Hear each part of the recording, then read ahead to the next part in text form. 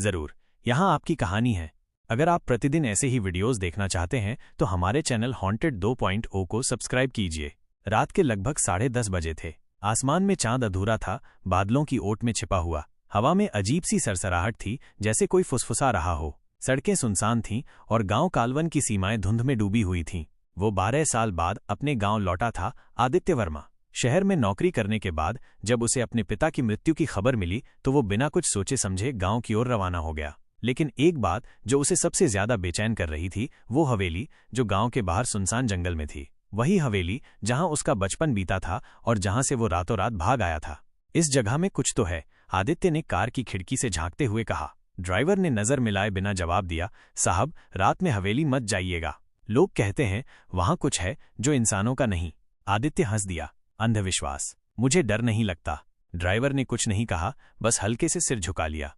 हवेली की हालत पहले से भी बदतर हो चुकी थी। दीवारों पर काई जम गई थी, खिड़कियों के कांच टूटे हुए थे और दरवाजा हर झोंके के साथ कराहता था। लेकिन जब आदित्य ने कदम अंदर रखा तो उसे लगा कि कोई उसकी मौजूदगी को पहले से महसूस कर चुका है। कमरे में कदम रखते ही एक पुरानी घड़ी की टिक टिक गूंजने लगी। वो घड़ी सालों से बंद पड़ी थी। आदित्य की आंखें सिकुड़ गईं। उसने माचिस जलाकर एक मोमबत्ती जलाई। जैसे ही प्रकाश फैला, एक छाया कमरे की पिछली दीवार से होकर निकल गई। कौन है वहां? उसने कांपती आवाज में कहा। कोई उत्तर नहीं आया। लेकिन तभी ऊपर की मंजिल से एक बच्ची की हंसी की आवाज आई, धीमी, कर्कश और बिल्कुल अप्राकृतिक। आदित्य का दिल जोर जोर से धड़कने लगा। वो ऊपर की मंजिल की ओर देखने लगा जहां से बच्ची की हंसी आई थी। ये मेरा वहम भी हो सकता है, उसने खुद को समझाने की कोशिश की। लेकिन कदम अपने आप ऊपर की ओर बढ़ते चले गए। सीढ़ियां चरमराईं, जैसे सालों से किसी ने उन पर कदम न रखा हो। एक एक करके वो ऊपर पहुंचा। सामने वही दरवाजा था, पुराना, लकड़ी का, जिसके नीचे से धूल बह रही थी। यह वही कमरा था जहां उसका बचपन में जाना मना था। पापा कहा करते थे, उस कमरे को कभी मत खोलना आदित्य, वहां बीते जमाने का साया है। लेकिन आज वो साया उसे खींच रहा था। उसने झिझकते हुए दरवाजे का हैंडल पकड़ा और दरवाजा खोला। खर्र। दरवाजा कर्कश आवाज के साथ खुला और भीतर से बर्फ जैसी ठंडी हवा बाहर निकली। कमरे में घुप अंधेरा था। आदित्य ने मोबाइल की फ्लैशलाइट ऑन की।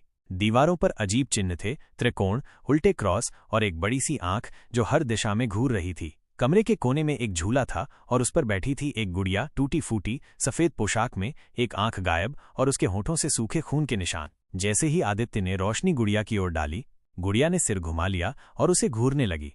ये कैसे हो सकता है? आदित्य पीछे हट गया। तभी कमरे की खिड़की अपने आप खुल गई और हवा का तेज झोंका आया। झूला अपने आप झूलने लगा और फिर एक औरत की चीख गूंजी, भयानक, दर्दनाक और आत्मा को चीर देने वाली। चीख सुनकर आदित्य भागकर नीचे आया। वो कुछ देर के लिए हवेली से बाहर निकला और सांस लेने की कोशिश करने लगा। ये सब क्या है? उसने खुद से पूछा। अचानक गांव का बुजुर्ग रामदयाल उसके पास आया। उसकी आंखों में डर था। तू हवेली में गया? रामदयाल कांपती आवाज में बोला। हाँ, लेकिन वहां अजीब चीजें हो रही हैं दादा। रामदयाल ने उसका हाथ पकड़ा। अब सुन, जो तू नहीं जानता वो तेरा अतीत है। तेरी माँ की मौत हादसा नहीं थी, वो उसी कमरे में मरी थी। और वो गुड़िया, उसे तेरी माँ ने अपने खून से शापित किया था। कि क्या?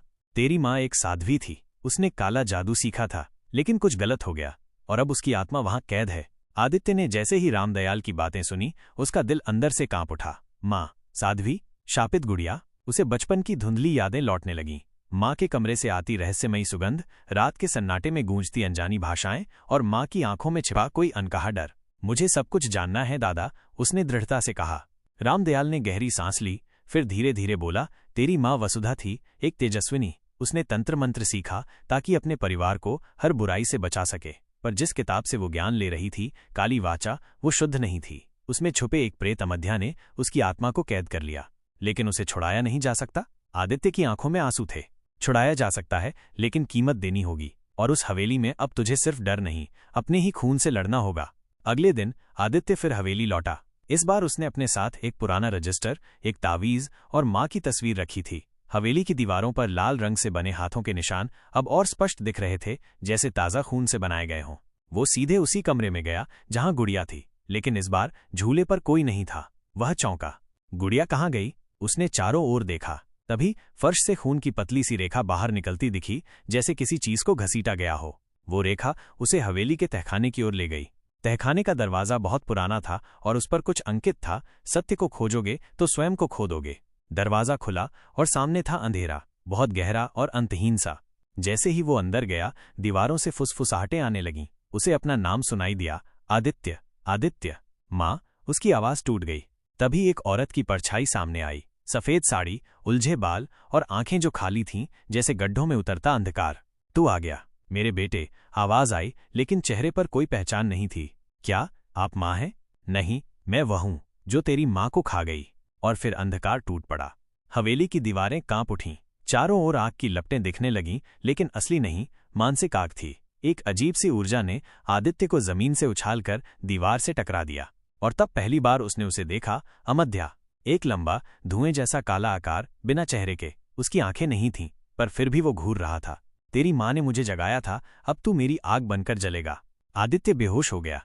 जब आदित्य की आंख खुली तो उसने खुद को एक अजीब, धुएं से भरे लाल संसार में पाया। ये जगह कोई धरती नहीं थी, ये अमध्या का लोक था। जमीन नरमुंडों से बनी थी और आसमान पर उड़ती छायाएं लगातार चीख रही थीं। एक वृक्ष दिखा, सूखा, काला, और उसकी डालियों पर इंसानों के कटे हुए हाथ लटक रहे थे। आदित्य घबराकर पीछे हटा। तभी एक आवाज आई, भाग नहीं सकता, तू चुना गया है। अमध्या के लोक में आदित्य को एक गुफा में ले जाया गया, जहां और भी आत्माएं कैद थीं, कुछ उसके जैसे इंसान, कुछ अधूरी आत्माएं। सभी की आंखों में एक ही डर, अमध्या। यहाँ उसकी मुलाकात अन्वेषा नाम की आत्मा से हुई, एक युवती जो 100 साल पहले उसी हवेली में मारी गई थी। मैं तेरी मदद कर सकती हूँ, अन्वेषा बोली, लेकिन तू अपनी माँ की असली मौत की सच्चाई जानने के लिए तैयार है? अन्वेषा ने उसे एक रहस्यमयी किताब दी, वसुधा की डायरी। उसमें लिखा था, मैंने अमध्या को रोका था, लेकिन उसने मेरी आत्मा को बांध लिया। मैंने अपने बेटे को बचाने के लिए तंत्र किया, लेकिन मेरे खून से बनी गुड़िया अब उसकी पोषक बन गई है। केवल रक्त ही रक्त को मुक्त कर सकता है। ये शब्द आदित्य को झकझोर गए। जब वो लोक से वापस हवेली लौटा, गुड़िया उसकी प्रतीक्षा कर रही थी। अब वो चलती थी, बोलती थी और उसके हर कदम पर नजर रखती थी। रात में आदित्य के बिस्तर पर उसकी माँ की तस्वीर उल्टी मिली। उसके पीछे लिखा था, आदित्य, मत रुक, मुझे आजाद कर। रामदयाल ने उसे बताया कि अमध्या को बांधने के लिए काल अग्निकुंड की पूजा करनी होगी, वही अनुष्ठान जो वसुधा अधूरा छोड़ गई थी। लेकिन अनुष्ठान को पूरा करने के लिए चाहिए 3 चीजें, माँ का रक्त, हवेली की पहली ईंट और अमध्या का असली नाम। उसका असली नाम क्या है? आदित्य ने पूछा। रामदयाल चुप हो गया। जो उसका नाम लेता है वो जिंदा नहीं बचता। आदित्य ने खुदाई की और हवेली की नींव की पहली ईंट पाई। उस पर कुछ अंकित था, एक भाषा जिसे कोई नहीं समझ सकता था। रामदयाल ने कहा, यह पिशाच लिपि है, इसे पढ़ सकता है केवल वही जो मृत्यु से लौट चुका हो।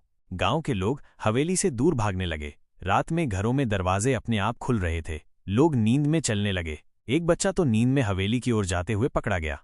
अमध्या जाग चुका है, रामदयाल कांपते हुए बोला, अब या तो तू उसे रोकेगा या ये गांव खत्म हो जाएगा। अन्वेषा ने आदित्य को बताया कि वो केवल उसका मार्गदर्शक नहीं है, बल्कि उसकी माँ का पुनर्जन्म है। तेरी माँ की आत्मा तुझमें समा गई थी, तू उसी का अंश है, इसलिए वही अनुष्ठान अब तू पूरा कर सकता है। आदित्य स्तब्ध रह गया। मतलब, मैं वसुधा का पुत्र ही नहीं, उसका पुनर्जन्म भी हूँ? आदित्य ने अग्निकुंड सजाया, माँ की राख, हवेली की पहली ईंट और उसके खुद के खून से मंडल बनाया गया। लेकिन जैसे ही उसने अनुष्ठान शुरू किया, हवेली कांपने लगी, दीवारों से खून बहने लगा और अमध्या ने एक बार फिर प्रकट होकर कहा, अगर तू मुझे बंद करेगा तो अपनी आत्मा को खो देगा। अब फैसला साफ था, आदित्य को न केवल अमध्या से लड़ना है, बल्कि अपनी माँ को भी मुक्त करना है। लेकिन इसकी कीमत होगी उसका जीवन या आत्मा, या शायद दोनों।